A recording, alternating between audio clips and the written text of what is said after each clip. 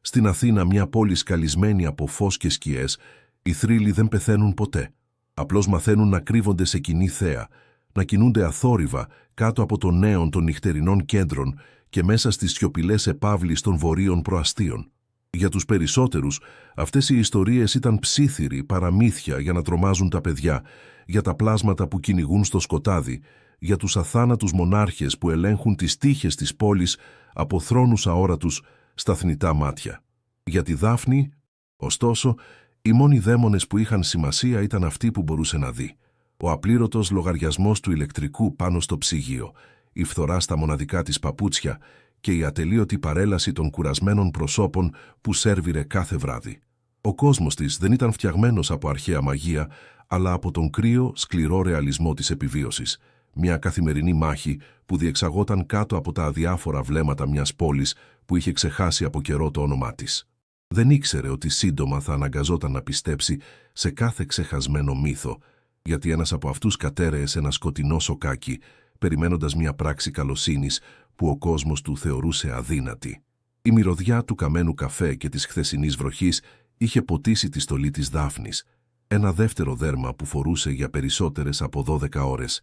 Το καφενείο στα Εξάρχεια άδειαζε αργά, αφήνοντας πίσω του τα φαντάσματα των συζητήσεων και τα λεκιασμένα τραπεζομάντιλα. Κάθε πιάτο που μάζευε, κάθε τραπέζι που σκούπιζε, ήταν μια μικρή νίκη ενάντια στο χρέος που της είχε αφήσει η γιαγιά της, ένα βουνό από ιατρικούς λογαριασμούς που ορθωνόταν σαν σκιά πάνω από τη μικρή της ζωή. Ήταν αόρατη για τους πελάτες που εξυπηρετούσε, ένα ζευγάρι χέρια, μια φευγαλαία φιγούρα που έφερνε τον εσπρέσο τους και απομάκρυνε τα απομεινάρια τους. Κανείς δεν έβλεπε την εξάντληση στα μάτια της ή την ένταση στους ώμους της. Κανείς δεν ήξερε ότι κάτω από το επαγγελματικό της χαμόγελο κρυβόταν η σιωπηλή απόγνωση μιας ορφανής που προσπαθούσε να κρατήσει το κεφάλι της έξω από το νερό σε μια πόλη που φαινόταν αποφασισμένη να την πνίξει. Κάθε βράδυ, καθώς μετρούσε τα λιγοστά της φιλοδορήματα, αναρωτιόταν πόσο ακόμα θα μπορούσε να αντέξει πριν η παλήρια την παρασύρει οριστικά. Μέσα στην κακοφωνία του κλεισίματος, με τον ήχο των πιάτων που στιβάζονταν και το τρίξιμο της καφετιέρας, έπιανε αποσπάσματα από τις τελευταίες συζητήσεις. Οι φωνές ήταν χαμηλωμένες, συνωμοτικές, γεμάτες από έναν υπόγειο φόβο που διαπερνούσε την πόλη σαν ψυχρό ρεύμα. Μιλούσαν για τις σκιές που είχαν πυκνώσει τελευταία, για ανθρώπους που εξαφανίζονταν χωρίς ίχνος, ειδικά στις πιο πλούσιες γειτονιές. Ψιθύριζαν για την απομονωμένη αριστοκρατία της Κηφισιάς, οικογένειες με αμύθιτο πλούτο και δύναμη που κανείς δεν είχε δει ποτέ στο φως της ημέρας. Τους αποκαλούσαν βρικόλακες στα αστεία, αλλά κάτω από το χιούμορ υπήρχε ένας γνήσιος τρόμος. Η Δάφνη άκουγε αυτές τις ιστορίες και τις απέρριπτε ως αστικούς θρύλους, προϊόντα της παράνοιας μιας πόλης στα όρια της. Η δική της πραγματικότητα ήταν ήδη αρκετά τρομακτική. Δεν χρειαζόταν τέρατα της νύχτας όταν τα τέρατα του χρέους και της μοναξιάς ήταν τόσο αληθινά και παρόντα. Δεν συνειδητοποιούσε ότι οι δύο κόσμοι, ο δικός της και ο ψιθυριστός, ήταν έτοιμοι να συγκρουστούν με εκοφαντικό τρόπο. Η βάρδια τελείωσε και η νύχτα την κατάπιε. Η ψηλή βροχή είχε μετατραπεί σε μια σταθερή κρύα βροχή που έκανε τους δρόμους της Κυψέλης να γυαλίζουν σαν μαύρος όνυχας. Τυλίχτηκε πιο σφιχτά στο λεπτό της παλτό, μια ανεπαρκής άμυνα ενάντια στην υγρασία που τρυπούσε τα κοκαλά της. Καθώς περπατούσε, με το βλέμμα καρφωμένο στο πεζοδρόμιο για να αποφύγει τις λακκούβες, μια μικρή κίνηση στην άκρη του οπτικού της πεδίου την έκανε να σταματήσει. Σε μια εσοχή ενός κτηρίου, ένα αδέσποτο γατάκι, τρεγμένο και τρέμοντας, την κοιτούσε με μάτια που έμοιαζαν με δύο μικρά πράσινα φανάρια στο σκοτάδι. Ήταν μια εικόνα απόλυτης εγκατάλειψης, μια μικρογραφία όλης της μοναξιάς του κόσμου. Οποιοσδήποτε άλλος θα το είχε προσπεράσει, θα είχε συνεχίσει τον δρόμο του απορροφημένος στα δικά του προβλήματα, αλλά η Δάφνη δεν ήταν όπως οι άλλοι. Κάτι μέσα της, μια παλιά βαθιά ριζωμένη πληγή, δεν την άφηνε να γυρίσει την πλάτη. Στάθηκε ακίνητη, με τη βροχή να μουσκεύει τα μαλλιά της, παρακολουθώντας το πλάσμα να τρέμει, και ένιωσε τον δικό της πόνο να αντυχεί στον δικό του. Μια σύντομη σιωπηλή μάχη δόθηκε μέσα της. Στην τσέπη της είχε τα τελευταία της κέρματα, προσεκτικά φυλαγμένα για το πρωινό της, για ένα κουλούρι που θα την κρατούσε όρθια την επόμενη μέρα. Η λογική της φώναζε να συνεχίσει, να σκεφτεί τον εαυτό της, γιατί κανείς άλλος δεν θα το έκανε. Όμως, η εικόνα της γιαγιάς της ήρθε στο μυαλό της, το πρόσωπό της αδύναμο και χλωμό στο κρεβάτι του νοσοκομείου και η δική της συντριπτική αίσθηση ανικανότητας. Είχε ορκιστεί τότε, πάνω από ένα κρύο χέρι, ότι ποτέ ξανά δεν θα στεκόταν άπραγη μπροστά στον πόνο, όσο μικρός ή ασήμαντος κι αν φαινόταν. Η απόφαση πάρθηκε. Με ένα βαρύ αναστεναγμό που έβγαζε ατμό στο κρύο, άλλαξε πορεία προς το περίπτερο στη γωνία. Τα κέρματα που έδωσε στον περιπτερά για μια κονσέρβα γατοτροφής έμοιαζαν πιο βαριά από χρυσάφι. Δεν ήταν απλώς φαγητό για μια πεινασμένη γάτα.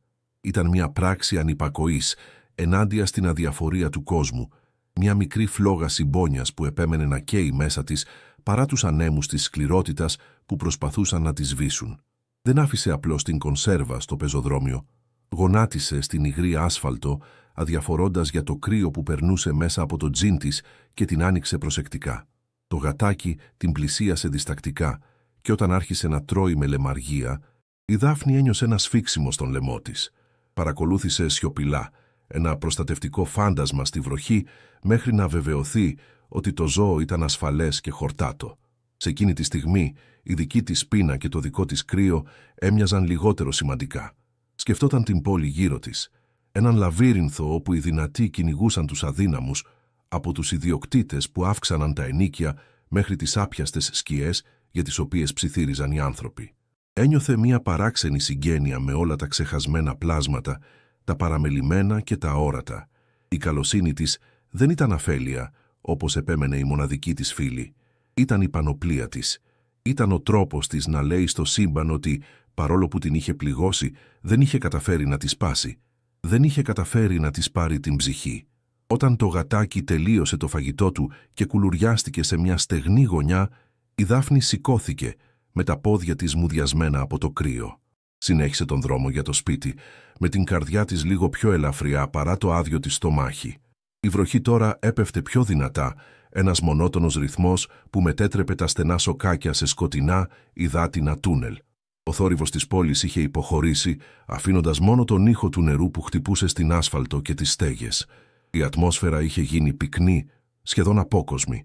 Ήταν εντελώς μόνη, μια μικρή, ασήμαντη φιγούρα ενάντια στην αχανή, σιωπηλή Μητρόπολη. Το αίσθημα της παρατήρησης ήταν ανεπαίσθητο στην αρχή, σαν ένα κρύο ρεύμα αέρα στην πλάτη της, αλλά γινόταν όλο και πιο έντονο με κάθε της βήμα. Η πόλη φαινόταν να κρατά την αναπνοή της, περιμένοντας κάτι που η Δάφνη δεν μπορούσε καν να φανταστεί. Για να κόψει δρόμο, έστριψε σε ένα στενό που συνήθως απέφευγε, ένα ρήγμα ανάμεσα σε δύο πολυκατοικίες που μύριζε πάντα υγρασία και εγκατάλειψη. Ήταν πολύ κουρασμένη για να κάνει τον κύκλο. Ένας παράξενος ήχος όμως έσχισε την κουρτίνα της βροχής.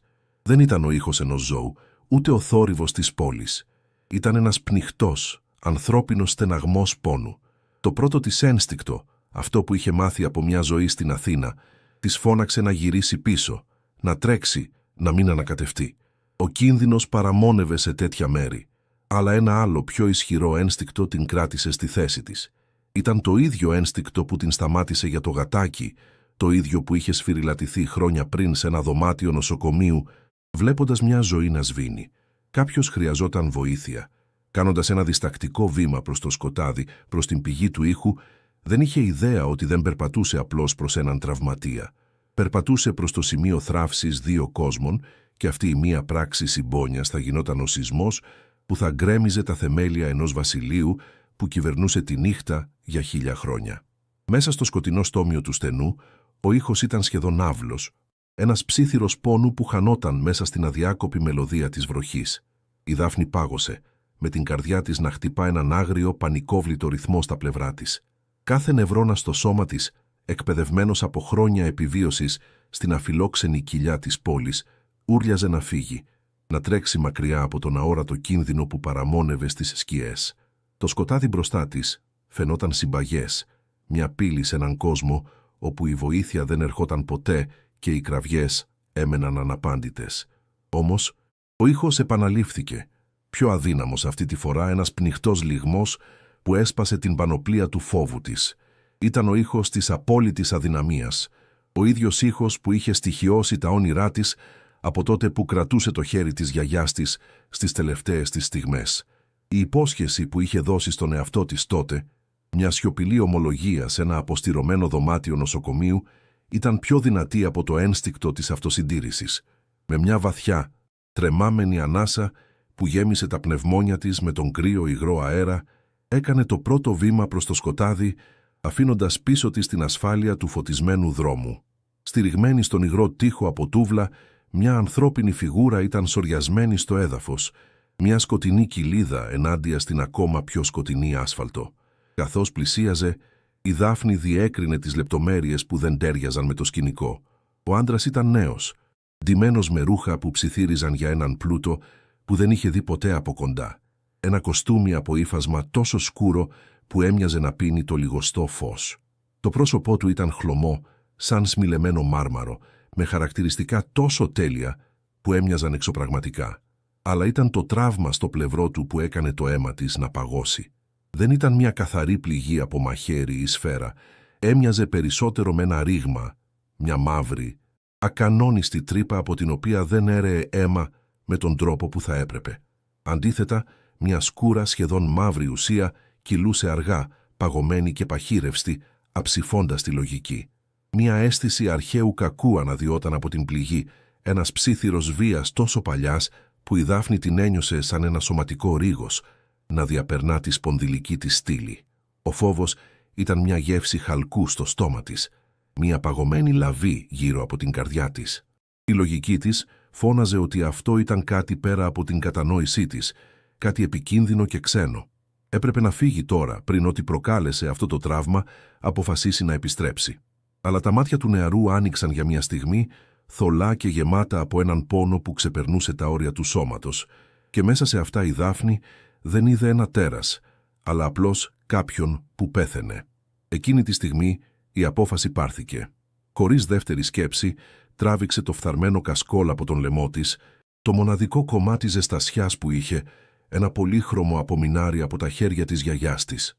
Γονάτισε δίπλα του, στο βρεγμένο πεζοδρόμιο, αδιαφορώντας για το νερό που πότιζε τα γόνατά της, και πίεσε το μαλακό ύφασμα πάνω στην αφύσικη πληγή. Μια απόκοσμη ψυχρότητα μεταδόθηκε αμέσως στα δάχτυλά της, ένα κρύο που δεν ήταν από τη βροχή, αλλά από κάτι βαθύτερο, σαν να άγγιζε την ίδια την ουσία της νύχτας. Μίλησε με τη φωνή της σταθερή, παρά το τρέμουλο των χεριών της, λέγοντάς του λόγια παρηγοριάς που δεν ήξερε αν άκουγε. Ψάχνοντας απεγνωσμένα για κάποια ταυτότητα, για κάτι που θα μπορούσε να τη βοηθήσει, τα δάχτυλά της βρήκαν ένα σκληρό, λίο αντικείμενο στην εσωτερική τσέπη του σακακιού του. Το τράβηξε έξω. Ήταν ένα τηλέφωνο, αλλά όχι σαν κανένα που είχε δει ποτέ. Δεν ήταν φτιαγμένο από πλαστικό ή μέταλλο, αλλά από ένα υλικό που έμοιαζε με γυαλισμένο οψιδιανό, κρύο και αφύσικα βαρύ στο χέρι της. Καθώς το άγγιξε, η οθόνη του ζωντάνεψε από μόνη της, όχι με το συνηθισμένο φως, αλλά με μια αχνή, ασημένια λάμψη. Δεν υπήρχε μενού, ούτε εφαρμογές, ούτε καν μια εικόνα φόντου. Υπήρχε μόνο μία επαφή, χαραγμένη με αυστηρούς, αρχαϊκούς χαρακτήρες. Η λέξη ήταν απλή, αλλά η βαρύτητά της έμοιαζε άπειρη, σαν να περιέγραφε όχι απλώς έναν ρόλο, αλλά μια ολόκληρη κοσμοθεωρία εξουσίας και ιδιοκτησίας. Η λέξη ήταν πατέρας. Μια αίσθηση δέους και τρόμου την κατέλαβε. Ποιος άντρας, σε αυτόν τον κόσμο, αναγραφόταν απλώς με έναν τίτλο, σαν να μην υπήρχε άλλος σαν αυτόν. Με τα δάχτυλα να τρέμουν ανεξέλεγκτα, η Δάφνη πάτησε το μοναδικό όνομα στην οθόνη. Δεν υπήρξε ήχος κλήσης, ούτε σήμα αναμονής. Η γραμμή απλώς άνοιξε και από την άλλη άκρη ήρθε μια σιωπή τόσο βαθιά και απόλυτη που έμοιαζε να ρουφάει τον ήχο της βροχής στον αέρα, την ίδια της την ανάσα. Ήταν μια σιωπή γεμάτη βάρος, η σιωπή ενός θρόνου σε μια άδεια αίθουσα, η σιωπή ενός αρπακτικού που περιμένει. Η Δάφνη κατάπιε τον κόμπο στον λαιμό της και μίλησε μέσα σε αυτό το κενό με τη φωνή της να ακούγεται εύθραυστη και παράτερη. «Ο γιος σας είναι τραυματισμένος. Έχει καταρρεύσει σε ένα στενό. Σας παρακαλώ, πρέπει να έρθετε». Τα λόγια της ήταν μια απεγνωσμένη έκκληση, χωρίς καμία σκέψη για το ποιος ήταν στην άλλη γραμμή, χωρίς καμία απέτηση, καθοδηγούμενη μόνο από την πρωταρχική ανάγκη να σώσει τη ζωή που έσβηνε κάτω από τα χέρια της. Έστειλε την τοποθεσία, με την καρδιά της να χτυπά σαν τύμπανο πολέμου στο στήθος της. Η απάντηση όταν ήρθε δεν ήταν ανθρώπινη φωνή. Ήταν ένας ήχος που έμοιαζε με το σπάσιμο ενός παγετώνα, με την τριβή των θεμελίων της γης. Ήταν μια φωνή που δεν μιλούσε, αλλά επέβαλε, σμιλεμένη από αιώνες απόλυτης εξουσίας και αδιαμφισβήτητης εντολής. Δεν περιείχε οργή, ούτε πανικό, ούτε κανένα αναγνωρίσιμο συναίσθημα. Περιείχε μόνο μια δύναμη τόσο συντριπτική που έκανε τα δόντια της Δάφνης να μουδιάζουν. «Πού?» Αυτή ήταν η μόνη λέξη, όχι ως ερώτηση, αλλά ως διαταγή προς το σύμπαν να της αποκαλύψει την απάντηση. Η Δάφνη ψέλισε ξανά τη διεύθυνση, νιώθοντας το βάρος εκείνης της μοναδικής συλλαβής να την πιέζει προς τα κάτω. Αμέσως μετά, η γραμμή έκλεισε, αφήνοντας πίσω της μια σιωπή ακόμα πιο βαριά και απειλητική από πριν. Το τηλέφωνο στο χέρι της σκοτίνιασε, κρύο και άψυχο σαν τα φόπλακα.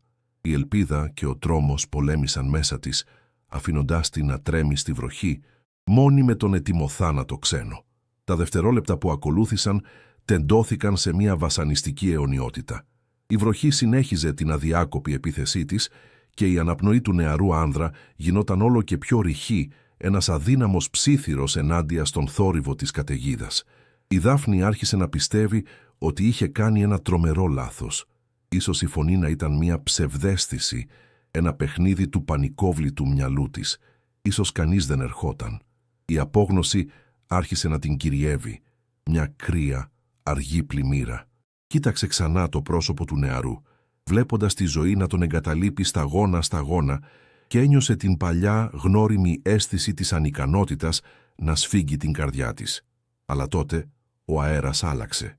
Έγινε βαρύς, πυκνός και μια απόλυτη σιωπή έπεσε πάνω στο στενό καταπίνοντας κάθε ήχο. Η βροχή σταμάτησε να πέφτει, τα σταγονίδια της αιωρούνταν στον αέρα σαν παγωμένα διαμάντια. Οι σκιές στις γωνίες έπαψαν να είναι απλώς απουσία φωτός. Άρχισαν να συστρέφονται, να βαθαίνουν, να κινούνται με μια δική τους κακόβουλη θέληση. Από το απόλυτο σκοτάδι στην είσοδο του στενού μια φιγούρα αποκολλήθηκε. Δεν περπάτησε, δεν εμφανίστηκε. Απλώς υπήρξε σαν να ήταν πάντα εκεί, υφασμένη από την ίδια την ουσία της νύχτας. Ήταν ψηλός, ντυμένος στα μαύρα και η παρουσία του ήταν τόσο συντριπτική που ο αέρας έμοιαζε να λυγίζει γύρω του. Το φως του δρόμου δεν τον φώτιζε, αλλά φαινόταν να απορροφάται από την παρουσία του, αφήνοντας μόνο το περίγραμμά του και δύο μάτια που έκαιγαν σαν παγωμένες τάχτες, γεμάτα από μια αρχαία, αδιανόητη ευφυΐα. Ο βασιλιάς Δράκος ήταν εκεί. Το βλέμμα του όμως δεν έπεσε στον πεσμένο του γιο. Προσπέρασε τον διάδοχό του σαν να ήταν μια ασήμαντη λεπτομέρεια στο τοπίο. Τα μάτια του κάρφωσαν τη Δάφνη. Την είδε τη μικρή θνητή γυναίκα που γονάτιζε στη λάσπη με το φτηνό πολύχρωμο κασκόλ της να πιέζει την πληγή που κανείς θνητός δεν θα έπρεπε να είχε δει ποτέ. Και σε εκείνο το βλέμμα η Δάφνη δεν είδε ευγνωμοσύνη. Είδε ένα σεισμό συναισθημάτων που δεν μπορούσε να κατανοήσει. Απόλυτη έκπληξη, παγωμένη οργή και μια τρομακτική, αρπακτική περιέργεια που την απογύμνωσε μέχρι την ψυχή. Η αίσθηση της κίνησης ήταν ταυτόχρονα βίαιη και ανύπαρκτη. Ο κόσμος γύρω από τη Δάφνη δεν θόλωσε, απλώς έπαψε να υπάρχει. Το βρεγμένο σοκάκι, ο ήχος της βροχής, η μυρωδιά της υγρής ασφάλτου, όλα εξαφανίστηκαν σε μία στιγμή που δεν μετριόταν με τον χρόνο. Αντίθετα, ένιωσε ένα κρύο τόσο βαθύ που φαινόταν να μην προέρχεται από τον έξω κόσμο, αλλά να αναδύεται από τα ίδια της τα κόκαλα, παγώνοντας το αίμα στις φλέβες της. Οι σκιές δεν την τύλιξαν. Έγιναν ο ίδιος ο αέρας που ανέπνεε, μια πυκνή, σιωπηλή ουσία που την μετέφερε μέσα από μια διάσταση που δεν είχε όνομα. Δεν υπήρχε άνεμος, ούτε αίσθηση ταχύτητας, μόνο μια απόλυτη, αποπροσανατολιστική μετάβαση. Και μετά, το ίδιο απότομα όπως ξεκίνησε, σταμάτησε. Το κρύο υποχώρησε, αντικαταστάθηκε από μια ζεστή ξηρή ατμόσφαιρα και η Δάφνη βρέθηκε όρθια, τρέμοντας ανεξέλεγκτα, όχι σε ένα στενό, αλλά σε ένα δωμάτιο τόσο μεγάλο και πολυτελές, που έκανε την καρδιά της να σταματήσει. Ο βασιλιάς Δράκος είχε εξαφανιστεί, αφήνοντας την μόνη με την ηχό της τρομακτικής του παρουσίας και μια ερώτηση που έκαιγε το μυαλό της. Γιατί δεν ήταν νεκρή? Το δωμάτιο ήταν ένα χρυσό κλουβί, σμιλεμένο από όνειρα και εφιάλτες. Τα παράθυρα, που υψώνονταν από το πάτωμα μέχρι την οροφή, Δεν έδειχναν την Αθήνα, αλλά μια αδιαπέραστη στροβιλιζόμενη νύχτα που έμοιαζε ζωντανή. Τα έπιπλα ήταν από σκούρο, γυαλισμένο ξύλο που έμοιαζε να έχει απορροφήσει αιώνες σιωπής, και το κρεβάτι ήταν τόσο μεγάλο που θα μπορούσε να κοιμήσει μια ολόκληρη οικογένεια, σκεπασμένο με μεταξωτά σεντόνια στο χρώμα του πυγμένου αίματος. Ο αέρας μύριζε παλιά βιβλία, ξεραμένα τριαντάφυλλα και κάτι άλλο, κάτι μεταλλικό και αιχμηρό σαν το όζον μετά από μια καταιγίδα. Ήταν η απόλυτη αντίθεση με τη μικρή της γκαρσονιέρα στην Κυψέλη, με τη φθαρμένη κουβέρτα και τη μυρωδιά του υγρού τείχου. Κάθε αντικείμενο ψιθύριζε για αμύθιτο πλούτο και αρχαία δύναμη. Ωστόσο, η ομορφιά του χώρου ήταν αποστηρωμένη, κρύα, και η σιωπή ήταν τόσο βαριά που μπορούσε σχεδόν να την αγγίξει. Η Δάφνη στάθηκε στο κέντρο του δωματίου, μια μικρή ασήμαντη φιγούρα με τα βρεγμένα, φτηνά της ρούχα, νιώθοντας περισσότερο φυλακισμένη παρά φιλοξενούμενη. Η πολυτέλεια δεν ήταν παρηγοριά, ήταν μια απειλή. Εμφανίστηκε χωρίς ήχο, σαν μια σκιά που αποκολλήθηκε από τις άλλες. Ο Δράκος στεκόταν στην άλλη άκρη του δωματίου με την ακινησία ενός αγάλματος και την ένταση ενός κουρδισμένου ελαττηρίου. Τα μάτια του, δύο παγωμένες φλόγες, την μελετούσαν όχι με οργή αλλά με μια αναλυτική σχεδόν επιστημονική περιέργεια που ήταν πολύ πιο τρομακτική. Δεν μίλησε για τον γιο του, δεν την ευχαρίστησε, δεν την απείλησε. Αντίθετα, οι ερωτήσεις του έπεσαν στη σιωπή σαν κοφτερές λεπίδες. «Τι ήθελες?» Η φωνή του ήταν ήρεμη, χωρίς χρειά, αλλά κάθε λέξη έφερε το βάρος χιλιετιών. Χρήματα, δύναμη, ποιος σε έστειλε? Κάθε ερώτηση ήταν μια κατηγορία, μια δήλωση της πεποίθησής του ότι η ανιδιοτέλεια δεν υπήρχε. Περίμενε ένα ψέμα, μια διαπραγμάτευση, μια παγίδα. Η Δάφνη, τρέμοντας αλλά με το βλέμμα σταθερό, του έδωσε τη μόνη αλήθεια που είχε. Ήταν τραυματισμένος. Χρειαζόταν βοήθεια. Η απλότητα της απάντησής της φάνηκε να τον ξαφνιάζει. Μια ανεπαίσθητη σύσπαση στη γωνία του στόματός του ήταν η μόνη ένδειξη ότι ο κόσμος του, χτισμένος πάνω στην προδοσία και το συμφέρον, είχε μόλις δεχτεί ένα ρήγμα που δεν μπορούσε να εξηγήσει. Την άφησε μόνη για 2 μέρες που έμοιαζαν με αιώνα. Ο χρόνος στο μέρος αυτό κυλούσε διαφορετικά, αργά και παχύρευστα σαν μέλι. Κανείς δεν της μιλούσε. Αθόρυβοι υπηρέτες, με πρόσωπα ανέκφραστα σαν μάσκες, εμφανίζονταν για να αφήσουν δίσκους με φαγητό που έμοιαζε πολύ καλό για να είναι αληθινό, και ρούχα από υφάσματα που δεν είχε ονειρευτεί ποτέ να αγγίξει. Η Δάφνη δεν άγγιξε τίποτα. Έτρωγε μόνο όσο χρειαζόταν για να επιβιώσει και παρέμενε ντυμένη με τα δικά της, στεγνά πλέον ρούχα. Ήταν μια σιωπηλή πράξη αντίστασης, ένας τρόπος να κρατήσει ένα κομμάτι του εαυτού της σε αυτόν τον ξένο κόσμο. Υποψιαζόταν ότι όλα ήταν μια δοκιμασία. Ο βασιλιάς περίμενε να δει αν η απληστία θα νικούσε, αν θα προσπαθούσε να κλέψει κάποιο από τα αμέτρητα κοσμήματα που ήταν αφημένα σε κοινή θέα. Αλλά η Δάφνη δεν σκεφτόταν τον πλούτο. Το μυαλό της ήταν γεμάτο από την εικόνα του χλωμού νεαρού στο σοκάκι. Η σιωπηλή της ανησυχία δεν ήταν για την ίδια, αλλά για εκείνον. Αυτή η απουσία ιδιοτέλειας, αυτή η αιμονή της με την ευημερία ενός ξένου, ήταν ένα ένιγμα που ο Δράκος παρακολουθούσε από μακριά με αυξανόμενη σύγχυση. Την τρίτη νύχτα την οδήγησαν σε μια απέραντη βιβλιοθήκη. Τα ράφια υψώνονταν στο σκοτάδι σαν ουρανοξύστες, γεμάτα με τόμους που έμοιαζαν αρχαίοι όσο και οι πέτρες της Ακρόπολης. Ο Δράκος στεκόταν με την πλάτη γυρισμένη, κοιτάζοντας ένα πορτρέτο που κρεμόταν πάνω από ένα τεράστιο μαρμάρινο τζάκι. Η Δάφνη τον είδε σε μια στιγμή που δεν προοριζόταν για τα μάτια της. Η συντριπτική άβρα της εξουσίας είχε υποχωρήσει ελαφρώς και στη θέση της υπήρχε μια αρχαία ψυχική κόπωση, η εξάντληση ενός όντος που είχε δει αυτοκρατορίες να γεννιούνται και να πεθαίνουν. Το πορτρέτο απεικόνιζε μια γυναίκα με ομορφιά που σου έκοβε την ανάσα και ένα θλιμμένο χαμόγελο, αλλά ήταν τα μάτια της που έκαναν τη Δάφνη να παγώσει. Ήταν τα ίδια θυελώδη, ασημένια μάτια με του γιού του Ίωνα. Σε εκείνη τη σιωπηλή στιγμή η Δάφνη δεν είδε έναν παντοδύναμο μονάρχη, αλλά έναν άντρα που θρηνούσε μια απώλεια τόσο παλιά που είχε γίνει μέρος της ίδιας του της ύπαρξης. Ήταν η πρώτη ρογμή στην πανοπλία του, μια αφύλακτη ευαλωτότητα που την άγγιξε βαθύτερα από οποιαδήποτε επίδειξη δύναμης. Γύρισε προς το μέρος της και η μάσκα της εξουσίας επέστρεψε στη θέση της, αλλά κάτι στα μάτια του είχε αλλάξει. Κρατούσε στα χέρια του το κασκόλ της. Ήταν πλυμμένο, προσεκτικά διπλωμένο και τα έντονα χρώματά του έμοιαζαν παράτερα μέσα στη σκοτεινή μεγαλοπρέπεια της βιβλιοθήκης. Το άφησε πάνω σε ένα τραπέζι ανάμεσά τους, ένα πολύχρωμο νησί σε μια θάλασσα από σκιές. Γιατί? Η ερώτηση ήταν η ίδια, αλλά ο τόνος ήταν διαφορετικός. Δεν ήταν πια μια ανάκριση, αλλά μια γνήσια προσπάθεια κατανόησης. Δεν ρωτούσε γιατί βοήθησε, αλλά γιατί ρίσκαρε κάτι δικό της, κάτι προσωπικό. Η Δάφνη κοίταξε το κασκόλ και τα μάτια της γέμισαν δάκρυα. «Ήταν της γιαγιάς μου», είπε με φωνή που έσπαγε. «Το έπλεξε για μένα τον τελευταίο χειμώνα της».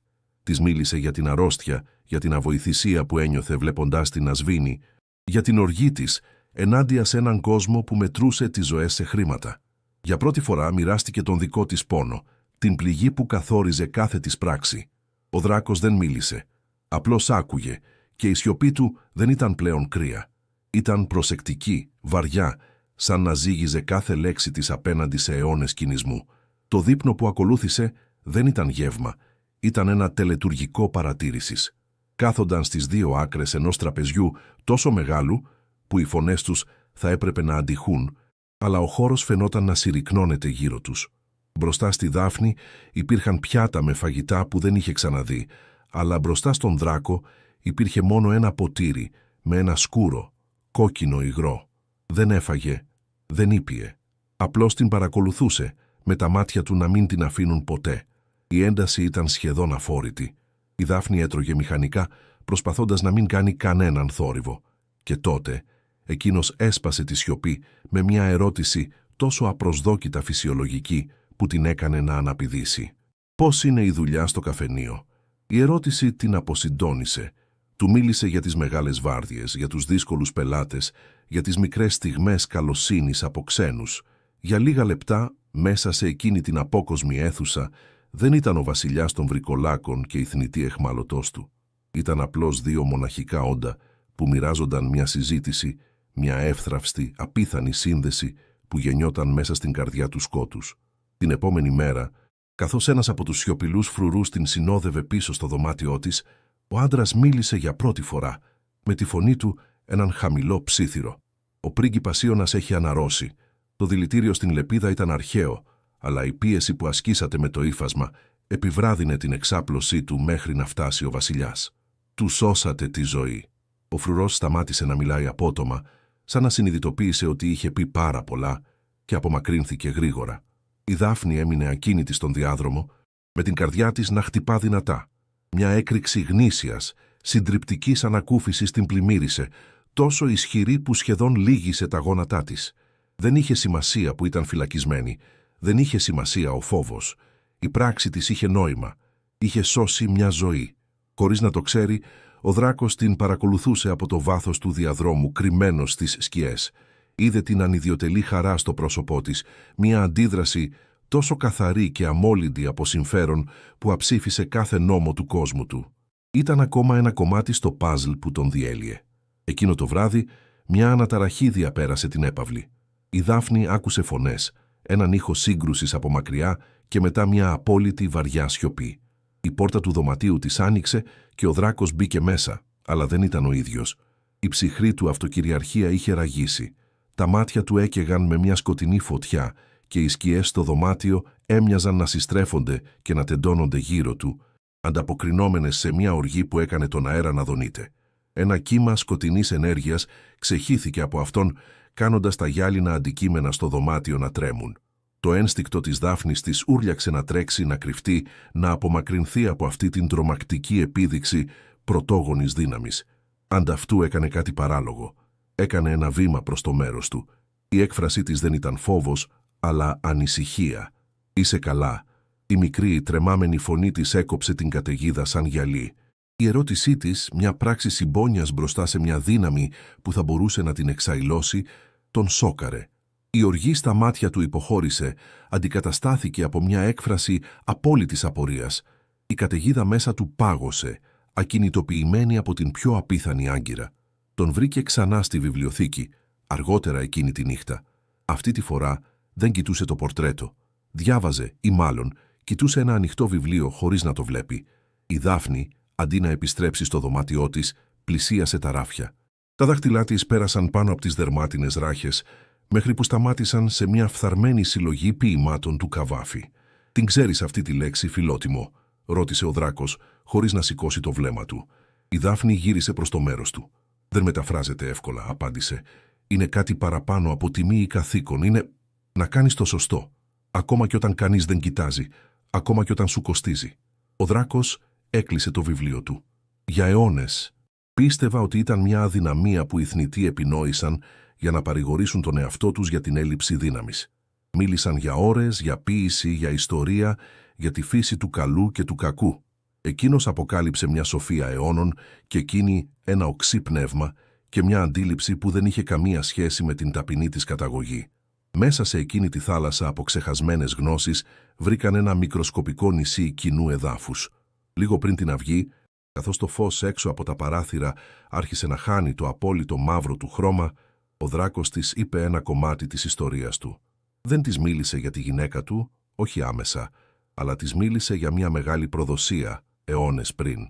Μια προδοσία που του έμαθε ότι η εμπιστοσύνη είναι ένα δηλητήριο και η αγάπη ένα μαχαίρι που δίνεις σε κάποιον άλλο, ελπίζοντας να μην το καρφώσει στην πλάτη σου. Ήταν μια προειδοποίηση, ένας τρόπος να της πει ότι ο κόσμος του δεν είχε χώρο για την καλοσύνη της. Αλλά ήταν επίσης μια εξομολόγηση, μια προσπάθεια να της εξηγήσει την παγωμένη έρημο που ήταν η ψυχή του. Η Δάφνη άκουσε σιωπηλά και όταν τελείωσε δεν προσπάθησε να τον παρηγορήσει. Αντίθετα είπε κάτι απλό και αφοπλιστικό. Η καλοσύνη δεν είναι αδυναμία, είναι επιλογή. Και μερικές φορές στις πιο σκοτεινές στιγμές είναι η μόνη δύναμη που μας έχει απομείνει. Τα λόγια της κρέμασαν στον αέρα ανάμεσά τους, μια αλήθεια τόσο απλή και τόσο ισχυρή που έμοιαζε ικανή να γκρεμίσει τα τείχη που έχτιζε γύρω από την καρδιά του για 1000 χρόνια. Καθώς επέστρεφε στο δωμάτιό της, με το πρώτο αχνό φως να βάφει τον ουρανό, βρήκε μια φιγούρα να την περιμένει έξω από την πόρτα. Δεν ήταν ο Δράκος, ήταν ο Ίωνας. Είχε σταθεί στα πόδια του, χλωμός ακόμα, αλλά τα ασημένια του μάτια ήταν καθαρά και έντονα. Την κοίταξε με μια έκφραση που η Δάφνη δεν μπορούσε να διαβάσει. Ένα περίπλοκο μείγμα ευγνωμοσύνης, περιέργειας και ίσως ήκτου. «Σε ευχαριστώ», είπε, και η φωνή του ήταν πιο ζεστή από του πατέρα του, αλλά με την ίδια υποβόσκουσα δύναμη. «Μου έσωσες τη ζωή». Έκανε μια παύση και το βλέμμα του έγινε σοβαρό. «Ο πατέρας μου θέλει να σε δει, αλλά πριν πας, πρέπει να ξέρεις που έχεις μπλέξει. Η καλοσύνη σου ήταν σαν να άναψες ένα σπίρτο σε μια αποθήκη με πυρίτιδα. Δεν είσαι φιλοξενούμενη εδώ, Δάφνη. Είσαι ένα πιόνι σε έναν πολύ παλιό πόλεμο». Και μόλις έκανες την πρώτη κίνηση για λογαριασμό του βασιλιά. Στις σκιές της υψηλής αυλής, όπου η σιωπή ήταν μια γλώσσα από μόνη της και οι ματιές ζύγιζαν περισσότερο από το χρυσάφι, ο Λόρδος Βαλέριος παρακολουθούσε. Ήταν ένα πλάσμα σμιλεμένο από την ίδια την παράδοση, με πρόσωπο που έμοιαζε με χάρτη αρχαίων μαχών και μάτια βαθιά σαν πηγάδια γεμάτα κρύα, ακίνητα νερά. Δεν έβλεπε την παρουσία της Δάφνης ως μια ανομαλία ή ένα ένιγμα, όπως ο βασιλιάς του. Την έβλεπε ως σύμπτωμα, την ορατή εκδήλωση μιας παλιάς ασθένειας που πίστευε ότι είχε από καιρό διαβρώσει τον θρόνο. Τιμόταν καλά την πρώτη θνητή, τη βασίλισσα που είχε φέρει φως και μαζί του την καταστροφή. Είχε δει τον βασιλιά του να σπάει τότε και τώρα, αιώνες μετά, έβλεπε την ιστορία να επαναλαμβάνεται όχι ως τραγωδία, αλλά ως μια επικίνδυνη φάρσα. Η συμπόνια που έδειχνε ο Δράκος δεν ήταν σημάδι θεραπείας στα μάτια του Βαλέριου. Ήταν η σύψη που απλωνόταν, μια μόλυνση που απειλούσε να σαπίσει τα θεμέλια της χιλιετούς αυτοκρατορίας τους από μέσα προς τα έξω. Η αλλαγή ήταν ανεπαίσθητη για τους περισσότερους, αλλά για τον Βαλέριο, που είχε μελετήσει τον μονάρχη του για αιώνες, ήταν εκοφαντική. Σε μια πρόσφατη συνεδρίαση της αυλής, όπου κρινόταν η τύχη μιας ομάδας ανθρώπων που είχαν παραβιάσει τα σύνορά τους, ο Δράκος έδειξε μια ασυνήθιστη επίοικια. Αντί για την άμεση, αμήλικτη τιμωρία που όλοι περίμεναν, διέταξε έρευνα, ζητώντας αποδείξεις για την πρόθεσή τους. Μια παγωμένη σιωπή έπεσε στην αίθουσα. Ο Βαλέριος δεν είπε λέξη. Δεν χρειαζόταν. Απλώς γύρισε το κεφάλι του ελαφρώς και αντάλλαξε μια φευγαλαία, αλλά γεμάτη νόημα ματιά με τον Λόρδο Κασιανό, έναν άλλο πρεσβύτερο του οποίου η αφοσίωση στην παράδοση ήταν τόσο παλιά όσο και η δική του. Δεν ήταν μια ματιά συνωμοσίας, όχι ακόμα. Ήταν μια σιωπηλή αναγνώριση, η επιβεβαίωση μιας κοινής ανησυχίας. Ο σπόρος της αμφιβολίας, που είχε φυτευτεί αιώνες πριν, άρχισε να βλασταίνει στο σκοτάδι, ποτισμένος από την παράλογη καλοσύνη του βασιλιά για μια θνητή σερβιτόρα. Η εκστρατεία του Βαλέριου δεν ξεκίνησε με σπαθιά, αλλά με ψιθύρους. Στα ιδιωτικά του διαμερίσματα, διακοσμημένα με κοιμήλια από κατακτημένες αυτοκρατορίες, δεχόταν επισκέψεις από τα πιο συντηρητικά μέλη της αυλής. Δεν μιλούσε ποτέ ανοιχτά για προδοσία ή αδυναμία. Η προσέγγιση του ήταν πολύ πιο ύπουλη, τυλιγμένη στην ψεύτικη κάπα της ανησυχίας. «Έχετε παρατηρήσει την απόσπαση του βασιλιά μας τελευταία», έλεγε με τη φωνή του χαμηλή και γεμάτη προσποιητή θλίψη. «Αυτή η ανθρώπινη κοπέλα μου θυμίζει τόσο έντονα την τραγωδία της βασίλισσάς του. Φοβάμαι πως η κρίση του είναι θολωμένη από μια παλιά θλίψη, μια πληγή που δεν έκλεισε ποτέ». Μεταμόρφωνε την φιλοδοξία του σε ευγενή ανησυχία, παρουσιάζοντας τον εαυτό του όχι ως σφετεριστή, αλλά ως τον φύλακα της σταθερότητας, τον μόνο που έβλεπε τον κίνδυνο που ο ερωτευμένος τους μονάρχης αγνοούσε. Έσπερνε την ιδέα ότι ο Δράκος δεν ήταν πλέον ικανός να ηγηθεί, όχι λόγω κακίας, αλλά λόγω ενός σπασμένου πνεύματος. Οι ψίθυροι ταξίδεψαν γρήγορα, σαν δηλητήριο που διαχέεται αθόρυβα στις φλέβες της αυλής. Οι σκοτεινοί μαρμάρινοι διάδρομοι της έπαυλης γέμισαν με υπονοούμενα και κλεφτές ματιές. Η ιστορία της Δάφνης, μιας απλής σερβιτόρας, μεταμορφώθηκε σε κάτι τερατώδες. Λένε ότι διπνεί μαζί του κάθε βράδυ. Ψιθύριζαν πίσω από βεντάλιες από φτερά κορακιού. Λένε ότι ακούει τις συμβουλές της για θέματα του βασιλείου. Έλεγαν σε χαμηλόφωνες συζητήσεις σε σκιερές γωνιές. Μια θνητή, στην καρδιά του κόσμου μας, είναι μια μόλυνση. Η πράξη συμπόνιας της ξεχάστηκε, σβήστηκε. Στη θέση της, οι λόρδοι και οι κυρίες της αυλής έβλεπαν τώρα μια μάγισσα, μια χειραγωγό που είχε ρίξει τα δίχτυα της γύρω από τον βασιλιά τους, μια ανθρώπινη ασθένεια που αποδυνάμωνε τον αθάνατο μονάρχη τους με κάθε ανάσα που έπαιρνε μέσα στα τείχη τους. Ο φόβος και η καχυποψία έγιναν ο αέρας που ανέπνεαν και η Δάφνη ήταν η πηγή της μόλυνσης. Ο Ίωνας, με την οξυμένη ακοή του και την ενστικτώδη κατανόηση των αυλικών ρευμάτων, άκουγε τα πάντα. Η ευγνωμοσύνη που ένιωθε για τη Δάφνη πολεμούσε μέσα του με την κρύα, ρεαλιστική γνώση του κόσμου στον οποίο είχε γεννηθεί. Έβλεπε τα δίχτυα που ήφαινε ο Βαλέριος γύρω από τον πατέρα του και προσπάθησε να τον προειδοποιήσει. «Πατέρα», οι πρεσβύτεροι μουρμουρίζουν, είπε μια νύχτα καθώς στέκονταν μαζί στο μπαλκόνι με θέα την κοιμισμένη πόλη. Η παρουσία της κοπέλας τους ανησυχεί, αλλά ο Δράκος, απορροφημένος από το ένιγμα της Δάφνης και την πρωτόγνωρη αναταραχή μέσα στην ίδια του την ψυχή, απέρριψε την προειδοποίηση με μια κίνηση του χεριού. Ο Βαλέριος πάντα γκρίνιαζε. Είναι οι συνήθεις πολιτικές της αυλής. Υποτίμησε το βάθος του δηλητηρίου, την ικανότητα του Βαλέριου να μετατρέψει την αρχαία παράδοση σε όπλο.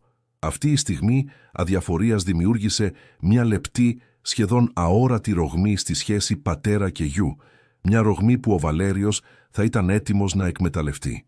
Ο Βαλέριος κατάλαβε ότι οι ψίθυροι δεν ήταν αρκετοί. Χρειαζόταν μια απόδειξη, ένα γεγονός που θα μετέτρεπε τις υποψίες σε βεβαιότητα.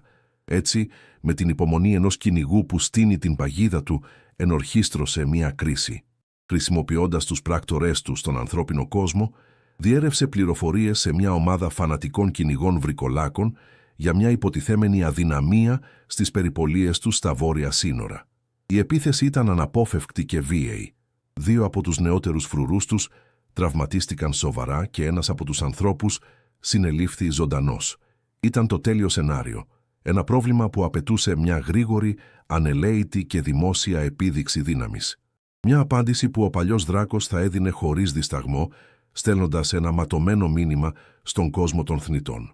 Ο Βαλέριος έστησε τη σκηνή και περίμενε, σίγουρος ότι ο νέος, μολυσμένος βασιλιάς του θα έπεφτε στην παγίδα της δικής του νεοαποκτηθήσας ανθρωπιάς.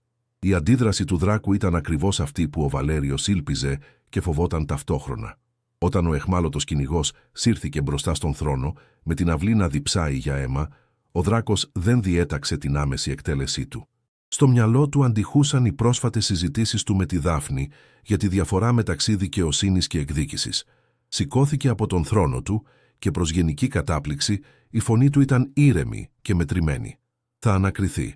Θέλω να μάθω ποιος τον έστειλε. Δεν θα απαντήσουμε στην τυφλή βία με τυφλή βία.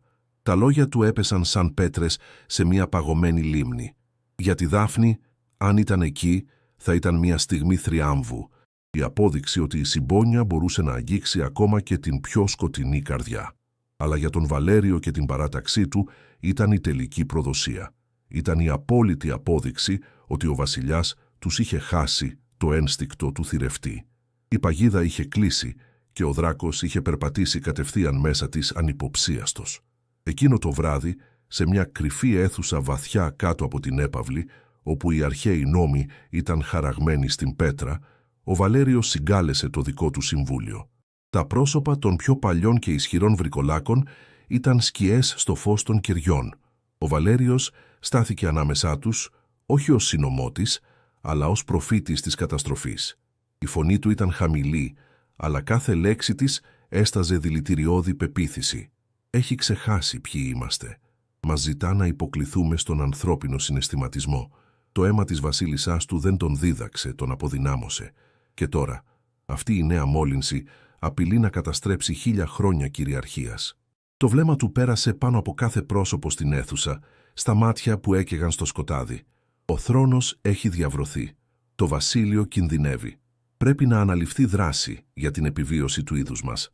Στη σιωπή που ακολούθησε, οι εκφράσεις της αμφιβολίας στα πρόσωπα των αρχαίων μετατράπηκαν σε μια έκφραση κρύας σκληρής απόφασης. Η εξέγερση δεν ήταν πλέον ένας ψίθυρος. Είχε μόλις αρχίσει.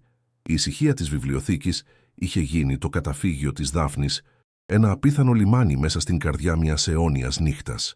Οι σελίδες των παλιών βιβλίων μύριζαν σκόνη και ξεχασμένο χρόνο, μια μυρωδιά που την παρηγορούσε, που της θύμιζε τις ήσυχες μέρες που περνούσε στη μικρή δημοτική βιβλιοθήκη της γειτονιάς της, ο μόνος τόπος όπου ο κόσμος των χρεών και της κούρασης έμοιαζε μακρινός. Εδώ, περιτριγυρισμένη από τις σιωπηλές σκιές χιλιάδων ιστοριών, ένιωθε μια εύθραυστη αίσθηση κανονικότητας. Οι συζητήσεις της με τον Δράκο είχαν γίνει μια νυχτερινή ρουτίνα, ένα επικίνδυνο αλλά συναρπαστικό τελετουργικό, όπου 2 κόσμοι άγγιζαν ο ένας τον άλλον μέσα από τις λέξεις. Είχε αρχίσει να πιστεύει, με μια αφέλεια που θα τρόμαζε τη λογική της, ότι ίσως υπήρχε ένας δρόμος μέσα από αυτόν το λαβύρινθο. Δεν συνειδητοποιούσε ότι το καταφύγιό της ήταν χτισμένο πάνω σε κινούμενη άμμο και ότι η καταιγίδα που μαζευόταν έξω από τους τοίχους του ετοιμαζόταν να τον γκρεμίσει με μία μόνο βίαιη πνοή. Η γαλήνη έσπασε όχι με έναν δυνατό κρότο, αλλά με μία απότομη πτώση της θερμοκρασίας και την αθόρυβη εμφάνιση μιας παρουσίας που έμοιαζε να απορροφά όλη τη ζεστασιά από τον χώρο. Η Δάφνη σήκωσε το βλέμμα από το βιβλίο της και πάγωσε. Στην είσοδο της βιβλιοθήκης δεν στεκόταν ο Δράκος, αλλά ο Λόρδος Βαλέριος, πλαισιωμένος από 4 φρουρούς της υψηλής αυλής, των οποίων οι πανοπλίες από γυαλισμένο οψιδιανό έμοιαζαν να πίνουν το φως των κεριών. Η παρουσία του Βαλέριου ήταν μια παραφωνία σε αυτόν τον χώρο. Αν ο Δράκος ήταν μια καταιγίδα που περίμενε να ξεσπάσει, ο Βαλέριος ήταν ο ίδιος ο παγετώνας, αργός, αμήλικτος και απόλυτα ψυχρός. Τα μάτια του, βαθιά και χωρίς κανένα ίχνος συναισθήματος, δεν την κοίταξαν σαν άτομο, αλλά σαν αντικείμενο, σαν ένα πρόβλημα που έπρεπε να λυθεί, να αφαιρεθεί και να εξαλειφθεί. Η Δάφνη ένιωσε το αίμα της να παγώνει, συνειδητοποιώντας ότι η σιωπηλή απειλή που ένιωθε να πλανάται στην έπαυλη είχε μόλις αποκτήσει πρόσωπο και όνομα. Ο Βαλέριος δεν μπήκε στον κόπο να της απευθύνει το λόγο. Η περιφρόνησή του ήταν τόσο απόλυτη που δεν θεωρούσε καν απαραίτητο να αναγνωρίσει την ύπαρξή της με λόγια. Αντίθετα, μίλησε στους φρουρούς του με μια φωνή κοφτερή και καθαρή σαν θραύσμα γυαλιού. Σύμφωνα με τους αρχαίους νόμους που διέπουν την ασφάλεια αυτού του βασιλείου, η ανθρώπινη παρουσία που συνδέεται άμεσα με την επίθεση κατά του διαδόχου πρέπει να τεθεί υπό περιορισμό για ανάκριση. Ασφαλίστε την. Μόνο τότε το παγωμένο του βλέμμα στράφηκε προς τη Δάφνη και μια σκιά χλευασμού πέρασε από τα λεπτά του χείλη. Ισχυρίζεται ότι η παρουσία σου εδώ είναι αποτέλεσμα καλοσύνης, μικρό πλάσμα. Η υψηλή αυλή, ωστόσο, οφείλει να εξετάσει την πιθανότητα της προδοσίας. Η κατηγορία κρεμάστηκε στον αέρα, βαριά και αμετάκλητη, μετατρέποντας τη μοναδική πράξη ανιδιοτέλειας της ζωής της σε απόδειξη ενοχής. Ο φόβος ήταν μια μεταλλική γεύση στο στόμα της, αλλά κάτω από αυτόν μια σπίθα οργής άρχισε να καίει. Ήταν η ίδια οργή που ένιωθε απέναντι στην αδικία του κόσμου της, στην αδιαφορία των γιατρών, στην απληστία των ιδιοκτητών. «Δεν είναι αλήθεια», ψιθύρισε, με τη φωνή της να ακούγεται ανησυχητικά αδύναμη μέσα στην τεράστια βιβλιοθήκη. Αλλά τα λόγια της χάθηκαν, ασήμαντα μπροστά στην παγωμένη βεβαιότητα του Βαλέριου. Οι φρουροί άρχισαν να κινούνται προς το μέρος της, οι κινήσεις τους συγχρονισμένες και απειλητικές. Δεν υπήρχε δρόμος διαφυγής. Οι πανύψηλες βιβλιοθήκες που πριν λίγο τις προσέφεραν παρηγοριά, τώρα έμοιαζαν με τα κάγκελα ενός κελιού και οι σκιές που χόρευαν στις γωνίες έμοιαζαν να απλώνουν τα χέρια τους για να την αρπάξουν. Για πρώτη φορά από τότε που έφτασε σε αυτόν τον εφιαλτικό κόσμο, ένιωσε την απόλυτη, συντριπτική βεβαιότητα ότι θα πέθαινε. Πριν το πρώτο γάντι από οψιδιανό προλάβει να την αγγίξει, ο αέρας στη βιβλιοθήκη έγινε βαρύς, πυκνός, σαν να είχε μετατραπεί σε κάτι συμπαγές. Μια δύναμη τόσο συντριπτική και αρχαίγονη ξεχύθηκε στον χώρο που οι φρουροί πάγωσαν στη θέση τους. Τα πρόσωπά τους μια μάσκα ξαφνικού, ενστικτόδους τρόμου. Ο Δράκος δεν μπήκε στη βιβλιοθήκη. Απλώς υπήρξε, στεκόμενος στην είσοδο, μια φιγούρα σκαλισμένη από την ίδια την ουσία της νύχτας. Τα μάτια του δεν έκαιγαν με φλόγα, αλλά με το κρύο φως ενός μακρινού ετοιμοθάνατου άστρου. Η σιωπή του ήταν πιο τρομακτική από οποιαδήποτε κραυγή. Δεν κοίταξε καν τη Δάφνη. Το βλέμμα του ήταν καρφωμένο στον Βαλέριο και μέσα σε αυτό υπήρχε υπόσχεση ενός πόνου τόσο παλιού και τόσο βαθιού που θα μπορούσε να γκρεμίσει πολιτισμούς. Η ατμόσφαιρα δονούταν από την ανεξέλεγκτη οργή του, μια οργή που δεν είχε νιώσει κανείς για αιώνες. «Βαλέριε». Το όνομα υπόθηκε σχεδόν ψιθυριστά, αλλά ο ήχος έμοιαζε να σπάει τα θεμέλια της έπαυλης. Εξήγησε τον λόγο που οι φρουροί σου βρίσκονται 5 βήματα από το να μετατραπούν σε σκόνη. Ο Βαλέριος προς τιμήν του δεν υποχώρησε. Έσκυψε ελαφρώς το κεφάλι, μια κίνηση που ήταν περισσότερο πρόκληση παρά σεβασμός. «Βασιλιά μου, ο νόμος είναι σαφής. Μια εξωτερική απειλή παραβίασε τα σύνορά μας, αμέσως μετά την εμφάνιση αυτής της θνητής. Η σύνδεση είναι προφανής. Το Συμβούλιο απαιτεί την ανάκρισή της, όπως ορίζει η παράδοση 1000 ετών. Δεν αμφισβητώ εσάς, αλλά την κρίση σας που έχει θολώσει από την παρουσία της. Η κατηγορία δεν απευθυνόταν πλέον στη Δάφνη. Ήταν ένα βέλος που στόχευε κατευθείαν στην καρδιά της εξουσίας του Δράκου, μια δημόσια αμφισβήτηση της ικανότητάς του να ηγείται μπροστά στους ίδιους του τους φρουρούς. Η Δάφνη παρακολουθούσε με την ανάσα κομμένη την σιωπηλή μάχη που διαδραματιζόταν στα μάτια του βασιλιά. Για μια τρομακτική στιγμή είδε την αβεβαιότητα να περνά από το πρόσωπό του, είδε τον μονάρχη να παλεύει με τον άντρα. Ο Βαλέριος είχε δίκιο, ο νόμος ήταν με το μέρος του. Η παράδοση, η σταθερότητα του βασιλείου, όλα απαιτούσαν τη θυσία της. Ήταν ένα πιόνι, ένα ασήμαντο ανθρώπινο πιόνι σε ένα παιχνίδι που πεζόταν για αιώνες πριν καν γεννηθεί. Η καρδιά της βυθίστηκε, καθώς η κρύα λογική της έλεγε ότι δεν υπήρχε τρόπος να την επιλέξει πάνω από το στέμμα του, πάνω από τον ίδιο του τον λαό. Έκλεισε τα μάτια της, περιμένοντας την καταδικαστική απόφαση, την προδοσία που ήξερε ότι ήταν αναπόφευκτη σε έναν κόσμο φτιαγμένο από σκιές και εξουσία. Η κίνηση που ακολούθησε δεν ήταν αυτή που περίμενε. Ο Δράκος δεν μίλησε, δεν έδωσε διαταγή. Απλώς κινήθηκε, με 2 αθόρυβα, ρευστά βήματα που έμοιαζαν να καλύπτουν μια αδύνατη απόσταση, διέσχισε τη βιβλιοθήκη και στάθηκε ακριβώς μπροστά της. Δεν την κοίταξε. Το σώμα του έγινε μια ζωντανή ασπίδα ανάμεσα σε εκείνη και τους φρουρούς του Βαλέριου. Ήταν μια πράξη τόσο απλή, τόσο απόλυτη και τόσο αμετάκλητη, που ο αέρας έφυγε από τα πνευμόνια όλων όσων βρίσκονταν στην αίθουσα. Δεν ήταν πλέον μια απλή πράξη προστασίας. Ήταν μια δήλωση. Μια δημόσια, αδιαμφισβήτητη δήλωση ότι αυτή η ασήμαντη θνητή γυναίκα άξιζε περισσότερο από τους αρχαίους νόμους, περισσότερο από την παράδοση, ίσως ακόμη και περισσότερο από τον ίδιο τον θρόνο.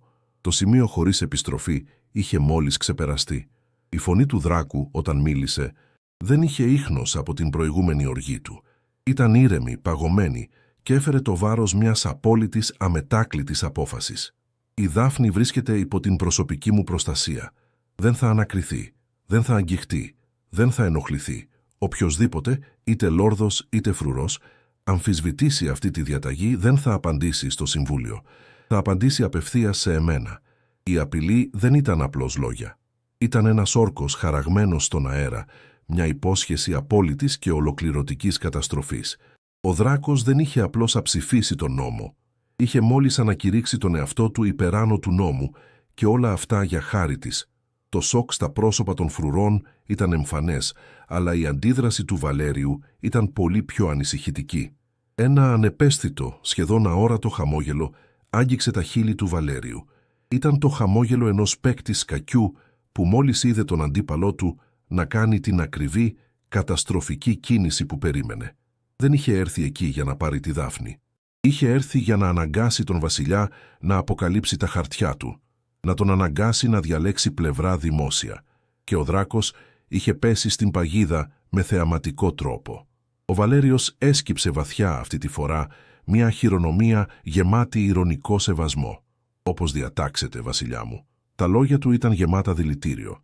Δεν χρειαζόταν πλέον ψιθύρους και συνωμοσίες. Είχε μόλις αποκτήσει την απόλυτη απόδειξη που χρειαζόταν. Ο βασιλιάς τους ήταν ένας τύραννος που κυβερνούσε από συναίσθημα, ένας ηγέτης που πρόδωσε τους δικούς του νόμους για μια θνητή. Είχε το όπλο που χρειαζόταν για να ξεκινήσει έναν εμφύλιο πόλεμο. Ο Βαλέριος και οι φρουροί του αποχώρησαν, αφήνοντας πίσω τους μια σιωπή τόσο βαριά και αποπνικτική που η Δάφνη ένιωθε ότι θα την συνθλίψει. Ο Δράκος παρέμεινε ακίνητος για πολλή ώρα, με την πλάτη γυρισμένη σε αυτήν, κοιτάζοντας την άδεια είσοδο όπου ο εχθρός του είχε μόλις εξαφανιστεί. Η Δάφνη μπορούσε σχεδόν να νιώσει το βάρος της απόφασής του να κατακάθεται στους ώμους του, το βάρος ενός βασιλείου που μόλις είχε θέσει σε κίνδυνο. Η ατμόσφαιρα δεν ήταν πλέον γεμάτη οργή, αλλά μια ζωφερή, αναπόφευκτη βεβαιότητα. Το παιχνίδι είχε τελειώσει. Οι κανόνες είχαν σπάσει. Από εδώ και πέρα υπήρχε μόνο η σύγκρουση, το αίμα και η φωτιά. Η πράξη καλοσύνης της σε ένα σκοτεινό σοκάκι είχε μόλις πυροδοτήσει την αρχή του τέλους για έναν κόσμο που δεν ήξερε καν ότι υπήρχε. Επιτέλους ο Δράκος γύρισε προς το μέρος της. Η οργή είχε φύγει από τα μάτια του, αλλά αυτό που την αντικατέστησε ήταν πολύ πιο τρομακτικό. Ήταν μια απόλυτη παγωμένη αποφασιστικότητα, το βλέμμα ενός όντος που είχε αποδεχτεί τον πόλεμο και όλες τις φρικαλαιότητές του. Η φωνή του ήταν χαμηλή, επίγουσα, και κάθε λέξη της ήταν σαν σφραγίδα στη μοίρα της. «Δεν είσαι πλέον ασφαλής πουθενά μέσα σε αυτό το σπίτι. Ο Βαλέριος δεν θα σταματήσει. Θα προσπαθήσει να σε χρησιμοποιήσει, να σε βλάψει, να σε σκοτώσει για να φτάσει σε μένα. Το μοναδικό μέρος όπου μπορείς να επιβιώσεις είναι δίπλα μου κάθε στιγμή. Από αυτή τη στιγμή δεν θα φύγεις ποτέ από το πλευρό μου».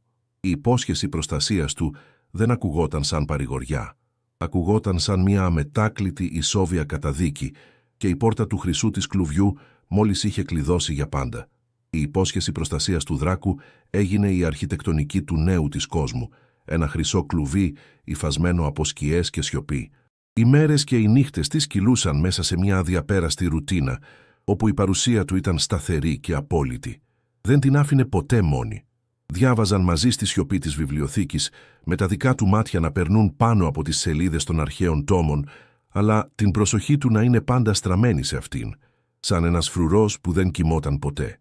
Διπνούσαν σε μια τελετουργική ησυχία, με τη Δάφνη να νιώθει το βάρος κάθε άφατης λέξης, κάθε κλεφτής ματιάς.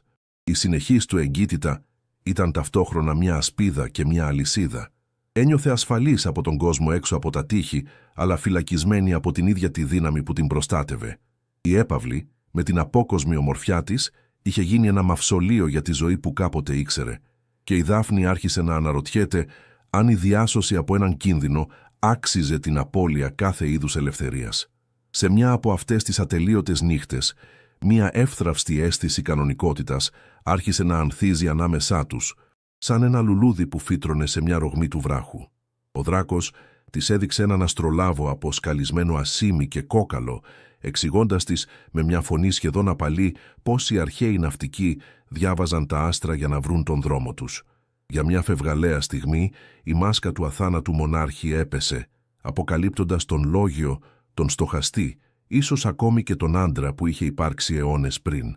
Η Δάφνη ένιωσε ένα απροσδόκητο σφίξιμο στην καρδιά της, μια επικίνδυνη σπίθα συμπάθειας για το πλάσμα που την κρατούσε αιχμάλωτη. Του μίλησε για τα όνειρά της, για ένα μικρό βιβλιοπωλείο δίπλα στη θάλασσα, ένα μέρος γεμάτο φως και ιστορίες. Η ατμόσφαιρα στη βιβλιοθήκη έγινε ζεστή, σχεδόν οικία, Μια μικρή, εύθραυστη φούσκα ειρήνης που αιωρείτο πάνω από έναν ωκεανό κινδύνου. Ήταν μια στιγμή ψευδαίσθησης, μια γλυκιά μελωδία που έπαιζε λίγο πριν η ορχήστρα του χάους αρχίσει την εκοφαντική της συμφωνία. Η ψευδαίσθηση έσπασε από έναν ήχο που δεν ανήκε στην έπαυλη.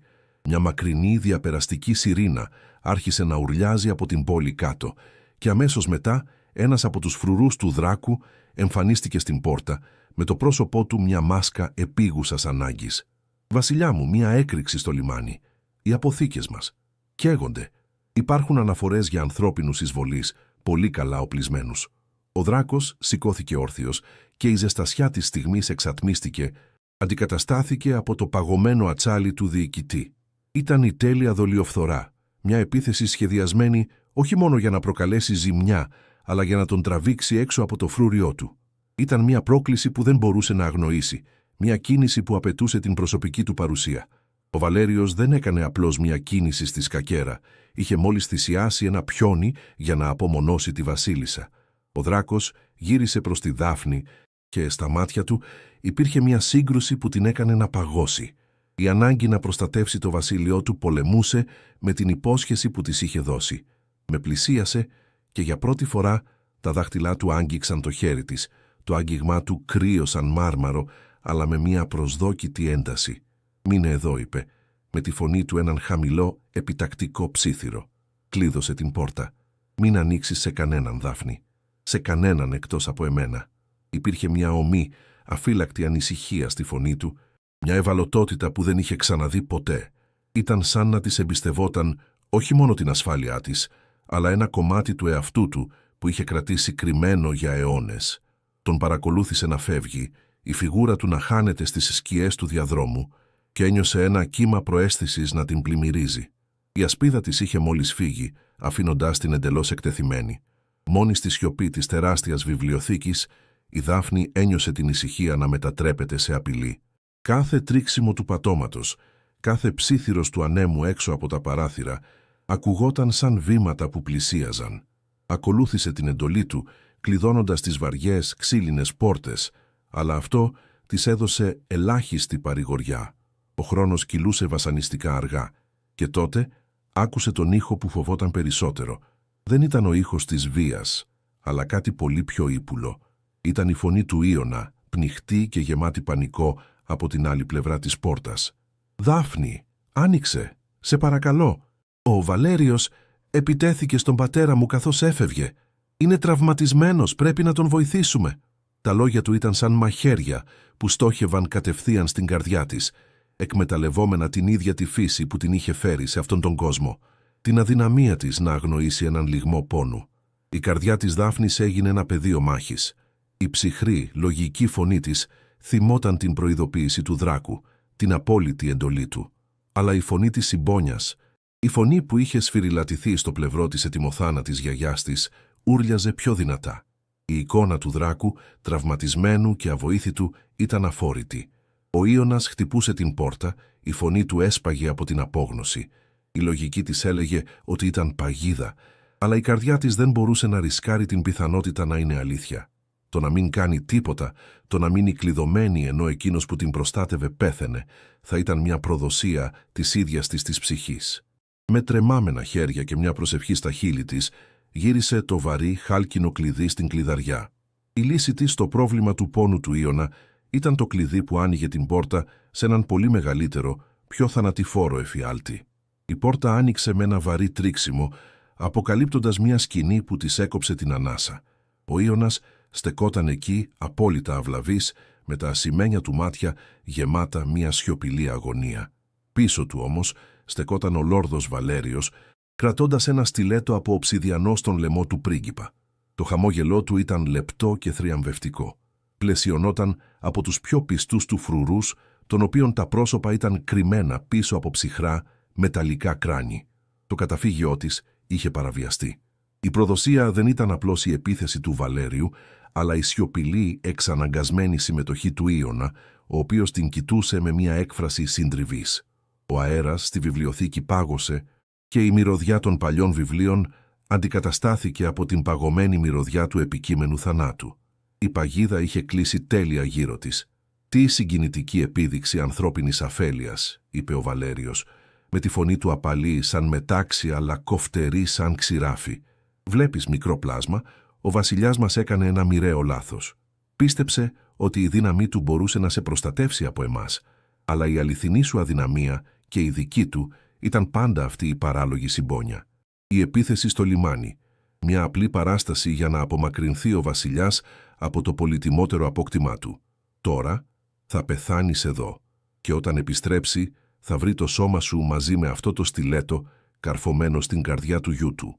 Όλοι θα πιστέψουν ότι εσύ, η ανθρώπινη κατάσκοπος, προσπάθησες να δολοφονήσεις τον διάδοχο και ο Ίωνας σε σκότωσε για να αμυνθεί. Ο θρόνος του θα γκρεμιστεί πάνω σε ένα ψέμα και εγώ θα είμαι εκεί για να μαζέψω τα κομμάτια». Παρά τον τρόμο που την παρέλυε, μια παγωμένη οργή ξεπήδησε μέσα στη Δάφνη. Ο Βαλέριος την είχε υποτιμήσει. Δεν ήταν απλώς ένα θύμα. Με το βλέμμα της καρφωμένο όχι στον βασανιστή της, αλλά στον Ίωνα, μίλησε, με τη φωνή της σταθερή παρά το τρέμουλο του σώματός της. «Αυτό θέλεις, Ίωνα, να χτίσεις το μέλλον σου πάνω στο αίμα ενός αθώου. Η μητέρα σου, μια θνητή σαν εμένα, θα ήταν περήφανη για έναν τέτοιο γιο». Τα λόγια της ήταν το μόνο όπλο που είχε, βέλη ποτισμένα με την αλήθεια, που στόχευαν στη μόνη ρογμή που έβλεπε στην πανοπλία του Βαλέριου, τη συνείδηση του πρίγκιπα. Για μια στιγμή είδε την αμφιβολία να περνά από τα μάτια του Ίωνα, μια σπίθα της παλιάς του ευγνωμοσύνης να παλεύει ενάντια στον φόβο. Ήταν μια μικρή, απελπισμένη πράξη ανυπακοής στην καρδιά της απόλυτης ήττας. Ο Βαλέριος γέλασε, ένα ξερό, άχαρο γέλιο. Η μητέρα του ήταν μια αδυναμία που σχεδόν κατέστρεψε το έθνος μας. Ένα λάθος που δεν θα επιτρέψω να επαναληφθεί. «Τελειώνεται», είπε, κάνοντας νόημα στους φρουρούς του. Οι δύο βαριά οπλισμένοι βρικόλακες κινήθηκαν προς το μέρος της, οι σιλουέτες τους τεράστιες και απειλητικές στο αχνό φως των κεριών. Η Δάφνη έκανε ένα βήμα πίσω, νιώθοντας την κρύα, σκληρή ράχη μιας βιβλιοθήκης να πιέζει την πλάτη της. Δεν υπήρχε πουθενά να πάει. Οι σκιές έμοιαζαν να απλώνουν τα χέρια τους, έτοιμες να την καταπιούν. Κοίταξε τα πρόσωπα των δημίων της, ανέκφραστα και αμήλικτα, και για πρώτη φορά αποδέχτηκε το τέλος. Η ζωή της, μία ατελείωτη μάχη για επιβίωση, θα τελείωνε εδώ, σε έναν κόσμο που δεν θα έπρεπε ποτέ να είχε γνωρίσει. Ακριβώς τη στιγμή που το χέρι του πρώτου φρουρού άπλωσε για να την αρπάξει, ένας ήχος διαπέρασε την έπαυλη. Ένας ήχος που δεν προερχόταν από τον έξω κόσμο, αλλά από τα ίδια τα θεμέλια της γης. Ήταν μια υπόκοφη, αρχαίγονη βροντή, ένας βρυχυθμός απόλυτης, ανεξέλεγκτης οργής που έκανε τα τζάμια των παραθύρων να τρέμουν και τα βιβλία στα ράφια να σύονται. Οι φλόγες των κεριών τρεμόπαιξαν βίαια και έσβησαν όλες μαζί, βυθίζοντας τη βιβλιοθήκη σε ένα σχεδόν απόλυτο σκοτάδι. Οι σκιές στις γωνίες έπαψαν να είναι ακίνητες. Άρχισαν να συστρέφονται, να βαθαίνουν, να κινούνται με μια δική τους κακόβουλη ζωή, σαν πλάσματα που απαντούσαν στο κάλεσμα του αφέντη τους. Ο δράκος δεν ερχόταν απλώς. Η ίδια του η οργή είχε φτάσει πριν από αυτόν, μια αόρατη παλήρια καταστροφής. Οι τεράστιες πόρτες της βιβλιοθήκης δεν άνοιξαν. Εξεράγησαν προς τα μέσα, μετατράπηκαν σε χιλιάδες θραύσματα από μια αόρατη συντριπτική δύναμη. Στο άνοιγμα στεκόταν μια φιγούρα, όχι ο βασιλιάς που η Δάφνη είχε γνωρίσει, αλλά κάτι πολύ παλαιότερο, πολύ πιο άγριο. Τα μάτια του δεν ήταν πλέον παγωμένα αστέρια, αλλά δύο μαύρες τρύπες που έκαιγαν με μια εσωτερική κολλασμένη φωτιά. Ο αέρας γύρω του δονούταν ορατά και οι σκιές του δωματίου έρεαν προς το μέρος του, ντύνοντας τον με μια ζωντανή πανοπλία από σκοτάδι. Ο συγκρατημένος μονάρχης, ο στοχαστής, ο άντρας είχαν εξαφανιστεί. Στη θέση τους στεκόταν το αρχαίγωνο αρπακτικό, ο βασιλιάς Δράκος, στην πιο καθαρή τρομακτική του μορφή. Και εκείνη τη στιγμή η Δάφνη κατάλαβε ότι ο Βαλέριος δεν είχε απλώς ξεκινήσει έναν πόλεμο. Είχε ξυπνήσει έναν θεό της καταστροφής και εκείνη στεκόταν στην καρδιά της καταιγίδας που ετοιμαζόταν να ξεσπάσει. Ο Βαλέριος δεν είχε χρόνο ούτε καν να γευτεί τον θρίαμβό του. Η δύναμη που εισέβαλε στη βιβλιοθήκη δεν ήταν απλώς η παρουσία του βασιλιά. Ήταν μια πρωτόγονη αδιφάγος οντότητα, μια ζωντανή καταιγίδα από οργή χιλιετιών που είχε επιτέλους απελευθερωθεί. Ο αέρας έγινε παχύρευστος και παγωμένος, δονείτο με μια υπόκοφη ενέργεια που έκανε τα δόντια να μουδιάζουν και το αίμα να παγώνει στις φλέβες. Οι σκιές δεν έρεαν πλέον προς τον δράκο, αλλά ξεπηδούσαν από αυτόν σαν μαύρα, άβλα πλοκάμια που δονούσαν τον χώρο, αφήνοντας πίσω τους ρογμές στο μάρμαρο του πατώματος καθώς περνούσαν. Οι φρουροί του Βαλέριου, πλάσματα αιώνων που είχαν δει αμέτρητες μάχες, ήταν τώρα παράλυτοι από έναν ενστικτώδη τρόμο που δεν είχαν νιώσει ποτέ. Τον τρόμο ενός θυράματος μπροστά σε ένα αρπακτικό που βρισκόταν στην κορυφή της τροφικής αλυσίδας. Ο βασιλιάς είχε φύγει. Στη θέση του στεκόταν ο θεός της νύχτας και είχε έρθει για να διεκδικήσει το βασίλειό του.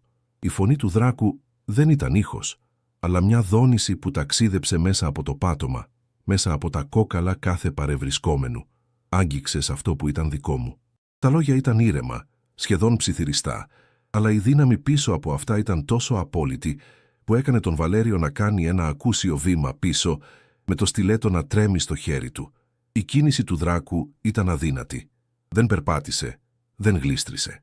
Απλώς έπαψε να βρίσκεται στην είσοδο και βρέθηκε στο κέντρο του δωματίου, η απόσταση καλυμμένη σε ένα διάστημα που δεν υπήρχε, αφήνοντας πίσω του ένα ίχνος παγωμένου αέρα. Οι δύο φρουροί που στέκονταν πιο κοντά στη Δάφνη κινήθηκαν για να τον αναχαιτήσουν, μια πράξη που γεννήθηκε περισσότερο από την εκπαίδευση παρά από τη λογική. Δεν πρόλαβαν καν να σηκώσουν τα όπλα τους. Ο δράκος δεν τους κοίταξε καν. Σήκωσε απλώς το χέρι του και οι σκιές γύρω τους πάγωσαν, μετατράπηκαν σε συμπαγή, μαύρα κρίσταλα που τους παγίδευσαν σε μια στιγμή αιώνιου τρόμου, σαν έντομα σε κεχριμπάρι. Ο Βαλέριος, βλέποντας την άμεση ήττα των ανδρών του, έκανε την κίνηση της απελπισίας. Έσπρωξε τον Ίωνα μπροστά του, με την λεπίδα του στιλέτου να πιέζει πιο δυνατά το λαιμό του. «Σταμάτα! Ή θα πεθάνει ο γιος σου! Ο νόμος απαιτεί...» Η φράση του κόπηκε απότομα, καθώς ο δράκος γέλασε. Δεν ήταν ο ήχος της χαράς, αλλά ο ήχος της τεκτονικής πλάκας που σπάει βαθιά κάτω από τη γη, ένας ήχος γεμάτος αιώνες πόνου και οργής. «Ο νόμος», φώναξε ο δράκος, και για πρώτη φορά η φωνή του υψώθηκε, σύοντας τα ίδια τα θεμέλια της έπαυλης. «Εσύ μιλάς για νόμο, εσύ που κρύβεσαι πίσω από την παράδοση, ενώ η ψυχή σου είναι σάπια από φιλοδοξία. Εσύ που χρησιμοποιείς τον ίδιο μου τον γιο ως ασπίδα. Δεν υπάρχει νόμος εδώ σήμερα, Βαλέριε. Υπάρχει μόνο η τιμωρία». Με μία κίνηση του καρπού του, το στιλέτο από οψιδιανό στο χέρι του Βαλέριου έγινε κόκκινο από τη θερμότητα και έλειωσε, στάζοντας σαν μαύρα δάκρυα στο μαρμάρινο πάτωμα. Η Δάφνη παρακολουθούσε με την καρδιά της να χτυπά έναν άγριο πρωτόγονο ρυθμό. Ο φόβος που ένιωθε ήταν συντριπτικός, αλλά κάτω από αυτόν κάτι άλλο άρχισε να αναδύεται. Δεν έβλεπε απλώς μια επίδειξη κτηνώδους δύναμης. Έβλεπε μια οργή που είχε σκοπό, μια καταιγίδα που είχε έρθει για να καθαρίσει τον αέρα. Τα μάτια του δράκου, για μια φευγαλαία στιγμή, βρήκαν τα δικά της μέσα στο χάος. Μέσα σε εκείνες τις μαύρες αβύσσους δεν είδε το τέρας, αλλά τον βασιλιά που είχε γνωρίσει στις ήσυχες συζητήσεις τους, τον άντρα που θρηνούσε μια χαμένη αγάπη. Η οργή του δεν ήταν μόνο για την προδοσία του Βαλέριου. Ήταν για την απειλή εναντίον της, για την παραβίαση της μοναδικής σπίθας φωτός που είχε επιτρέψει στον εαυτό του εδώ και αιώνες. Εκείνη τη στιγμή κατάλαβε ότι δεν ήταν απλώς η αιτία του πολέμου. Ήταν το λάβαρό του. Ο Ίωνας, ελεύθερος πλέον από την απειλή, κατέρευσε στα γόνατά του, κοιτάζοντας τον πατέρα του με ένα μείγμα δέους και απόλυτου τρόμου. Δεν είχε δει ποτέ αυτή την πλευρά του, αυτή την αρχαίγονη δύναμη που οι θρύλοι ψιθύριζαν μόνο. Ο δράκος πλησίασε αργά τον Βαλέριο, ο οποίος τώρα έκανε βήματα πίσω, με το πρόσωπό του χλωμό από την συνειδητοποίηση του μοιραίου του λάθους. «Για 1000 χρόνια κυβέρνησα με αυτοσυγκράτηση», είπε ο δράκος, με τη φωνή του τώρα χαμηλή και επικίνδυνη. «Για 1000 χρόνια κράτησα τη δύναμή μου δεμένη, πιστεύοντας ότι η τάξη και η παράδοση ήταν η πανοπλία μας. Αλλά εσύ και οι όμοιοι σου μετατρέψατε την πανοπλία σε κλουβί. Μπερδέψατε τη σοφία με την αδυναμία και την υπομονή με τον φόβο. Η μεγαλύτερη σας προδοσία δεν ήταν εναντίον μου, ήταν εναντίον του μέλλοντός μας. Οι υπόλοιποι φρουροί του Βαλέριου, που είχαν παραμείνει ακίνητοι από τον τρόμο, έκαναν μία κίνηση, μία τελευταία απελπισμένη προσπάθεια αφοσίωσης στον άρχοντά τους. Ο δράκος δεν γύρισε καν. Άπλωσε το χέρι του προς τα πλάγια και μια συμπαγής αδιαπέραστη σκιά υψώθηκε από το πάτωμα σαν τείχος, σταματώντας την επίθεσή τους.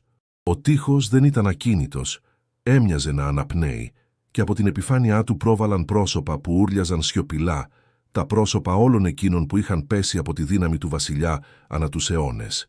Οι φρουροί ούρλιαξαν και έπεσαν πίσω, με τα μυαλά τους σπασμένα από την απόκοσμη φρίκη. Ήταν μια επίδειξη δύναμης που δεν αποσκοπούσε απλώς στην ήττα, αλλά στην απόλυτη ψυχολογική καταστροφή. Τώρα, ο Δράκος και ο Βαλέριος στέκονταν πρόσωπο με πρόσωπο, ο μονάρχης και ο σφετεριστής. «Το βασίλειο μας πεθαίνει», ψέλισε ο Βαλέριος, μια τελευταία προσπάθεια να δικαιολογήσει τις πράξεις του.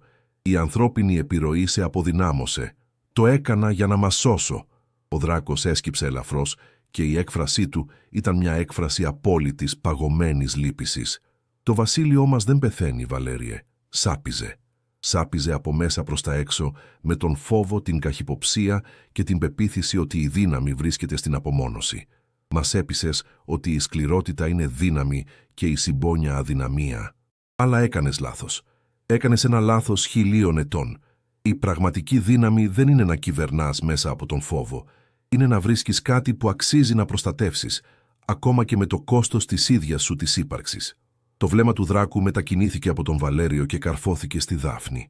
Μπροστά σε ό,τι είχε απομείνει από την αυλή του, μπροστά στον γιο του και στους εχθρούς του, η φωνή του αντίχησε, καθαρή και αμετάκλητη.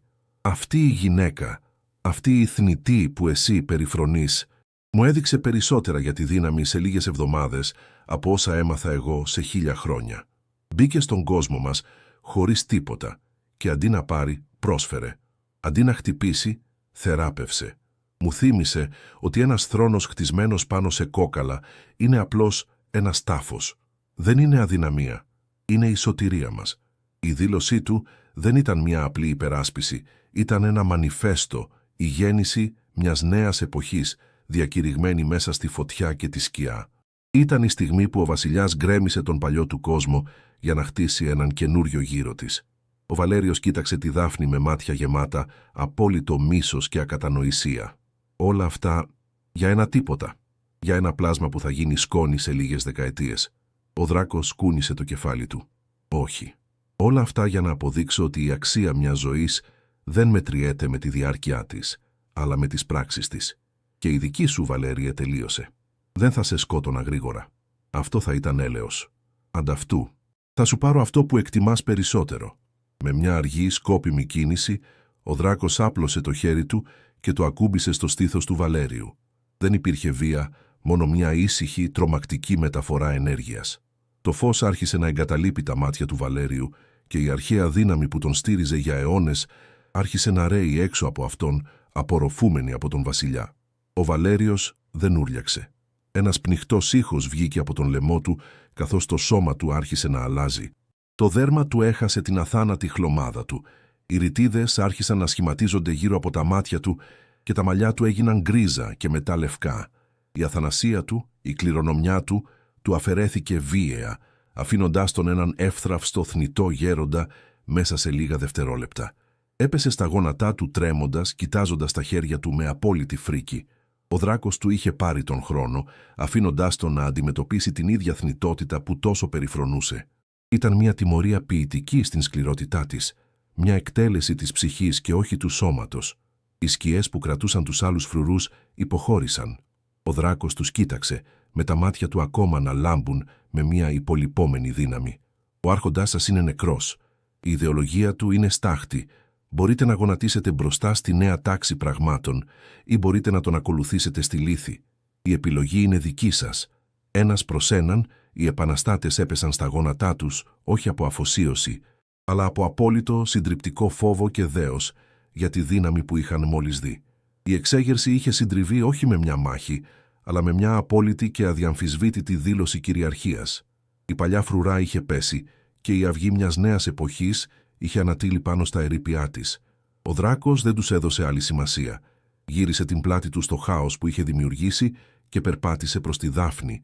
Η τρομακτική άβρα της δύναμης άρχισε να υποχωρεί από αυτόν, σαν μια παλήρια που αποτραβιέται, αφήνοντας πίσω της την ήρεμη, αλλά αμετάκλητα αλλαγμένη παρουσία του βασιλιά. Στάθηκε μπροστά της, μέσα στα συντρίμμια της βιβλιοθήκης, μέσα στα απομεινάρια του παλιού του κόσμου. Στα μάτια του δεν υπήρχε πλέον η οργή του Θεού, αλλά η ευαλωτότητα ενός άντρα που είχε ρισκάρει τα πάντα. Δεν είπε τίποτα. δεν χρειαζόταν. Η σιωπή ανάμεσά τους ήταν γεμάτη με όλα όσα είχαν συμβεί, με την υπόσχεση όλων όσων θα έρχονταν.